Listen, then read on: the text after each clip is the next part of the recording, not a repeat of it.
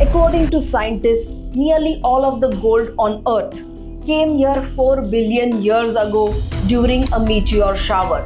And maybe this violent arrival of gold is the very reason it has always been cursed. No other metal has caused this much pain and at the same time created wealth for the humans. And right now, this cursed metal is creating the biggest drama in world politics and the investment world. China, Russia, India, and other major countries are buying gold in huge quantity to reduce their dependency on the US dollar. So this act can lead to major changes in the world politics. So gold is not only changing the world political landscape, but it is also changing how we invest our money. Now gold rallied 75% in the last 2 years and it just hit 1.13 lakh rupees per 10 grams. And Goldman Sachs has also said that it will very soon reach 1.60 lakh rupees. But here is the shocking truth. From 2011 to 2020, gold gave zero returns. Gold has an history of consolidating for years after every bull rally. So as an investor, buying any stock or any asset at its peak is risky. So in the next 8 minutes, I am going to solve this puzzle once and for all. That are we going to buy gold now or are we about to see a long consolidation in gold for years? So first, let us look at why gold could explode higher. And to be very honest with you, the bull case scenario is looking pretty compelling. So there are 3 main reasons why gold could stay bullish. So the first reason is interest rate cut by Fed. So Fed just cut rates by 0.25%. And in normal times, this would lead to a rally in the stock market. But instead, something crazy happened. So investors looked at this rate cut and panicked. They saw weakness and not strength. And this low confidence is largely because of Donald Trump. When they saw that the yields of their bonds are falling, they dumped them. And instead of buying stocks like they're supposed to, they bought gold, massive amounts of gold. And this goes against every law in finance. Whenever the interest rates fall, you're supposed to buy stocks, not some space metal. But here, investors are trusting an ancient metal more than the American stock market. So that is not just unusual, that is historic. And this is just the first reason why gold is exploding. Second reason, Goldman Sachs is not just optimistic. They are making a bold prediction that by mid of 2026, gold could climb to $4,000 and eventually touch and cross $5,000. So that is 1.60 lakh rupees per 10 grams compared to today's 1.13 lakh rupees. And that is a 42% jump. And they are so confident that they have issued strong recommendations calling gold a powerful bet. And what is their logic, you ask? They are saying that if 1% of the money in US Treasury bond is moved to gold, then that alone can trigger this massive rally. Third reason, it is not just Goldman Sachs who is talking. The central banks are backing their words with action. They are purchasing 1,000 metric tons of gold every year since 2022. And India has reduced its investments in US Treasury bonds from 242 billion to 227 billion. So India is withdrawing its investments from the US Treasury bonds, which Goldman Sachs has already mentioned in point 2. And India is also increasing its gold reserves from 840 to 879 metric tons. So even the governments are preparing for something. But here is where the story takes a dark turn. Every single piece of data that I am about to show you is screaming one terrifying word: danger.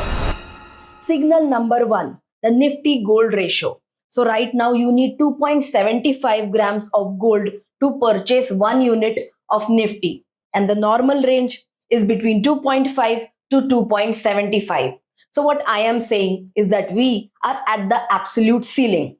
Think of it like this, that gold is so expensive that the stocks are looking cheap. And that is terrifying. So when this ratio hit 2.30, gold was undervalued. But now at 2.75, you are buying at the peak at an overvalued price. So higher the ratio, the more expensive gold appears relative to the equities, and lower the ratio, cheaper the gold is compared to the equities. Signal number 2, the silver gold ratio. Gold is trading at 86 times the price of silver, and the historical average just 68. So even silver, gold's closest cousin, is saying that gold, my brother, has completely lost its mind. So this clearly shows that gold is in an overbought zone compared to silver. Signal number 3, oil to gold ratio. 1 ounce of gold can buy 58 barrels of oil, and in normal times the ratio is between 40 to 60. So we are in the danger zone, and even now at 58 barrels, gold is looking somewhat overbought against oil. 3 different markets, 3 different comparisons, and one unanimous verdict: gold is overvalued. And history shows us that whenever gold is expensive compared to everything else, it goes into a long consolidation. For example, from 1980 to 2008 and 2011 to 2024. So here is the perfect storm. Bullish fundamentals pushing gold higher, but technical indicators suggesting that we are in the dangerous territory. So what do we do now? So the answer to this question is not a binary choice. In fact, the question is not whether to buy or not to buy. It is when to buy and how much. Because the curse of gold is not about the metal itself. It is about human greed and timing. Now, what do I mean by that? Now look at this data from Capital Mind.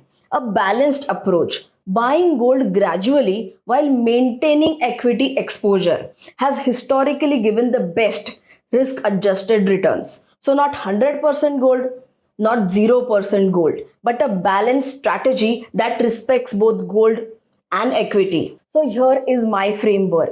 If you have zero gold exposure, then yes, you can start building a position, but do it gradually. Do not let greed take over and go all in at these levels at a single time.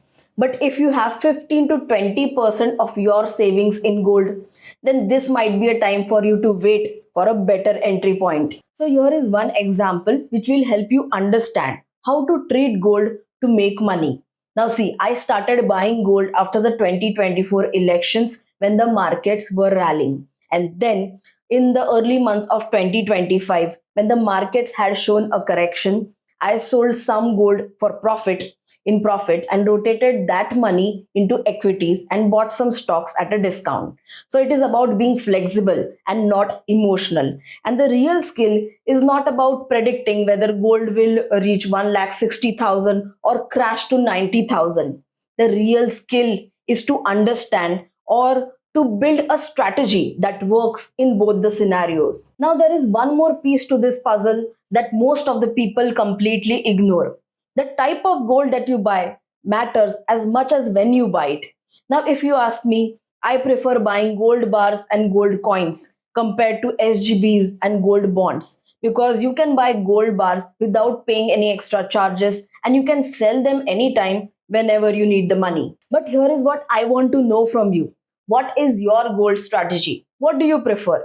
ETFs, gold bars, jewelry, bonds? Let me know what is it in the comment section, and answer for me the ₹1,000,000 question. Where do you see gold in 2026? Do you see it crashing to 90,000 or do you see it rallying to 1,60,000? Or is there a twist that nobody saw coming? Let me know in the comment section right now. So I will be reading every single comment, and the sharpest prediction with a reason will get a special shout out in my next video. So do not hold back. Share your thoughts with me. And this was Sanika from RANGAONE Finance. And do not forget to watch the sneak peek of my next video. Till then, bye bye.